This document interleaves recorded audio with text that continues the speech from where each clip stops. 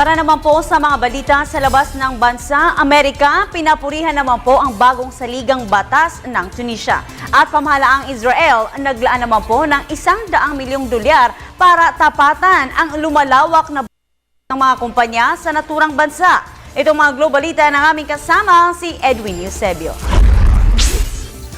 Sinabi ni U.S. Secretary of State John Kerry na ang bagong saligang batas ng Tunisia ay modelo ngayon ng reformang politikal sa Arab world.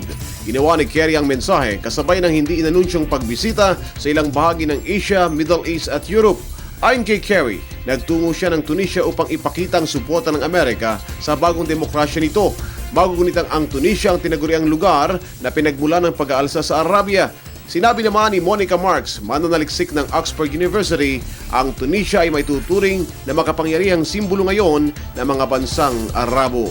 Inihayag ngayon ng pamahalang Israel na maglalaan ito ng $100 milyong, hindi para tugunan ang lumalawak na welga laban sa mga organisasyon ng Israel na nag-ooperate sa teritoryo ng Palestina. Muling lumutang ang issue kamakailan sa isang debate dahil sa isang soft drink manufacturer na may pabrika sa pinag-aagawang teritoryo.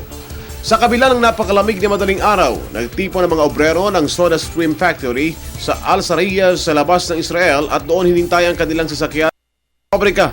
Ang Soda Stream ang lumikha ng makina na gumagawa ng seltzer o soda water at naging popular ang makinang ito. Subalit nagbigay pangamba naman sa mga obrero na mabawasan ang kanilang kailangang manpower na mag-aalis sa kanila sa trabaho. Para sa Telebisyon ng Bayan, Edwin Eusebio.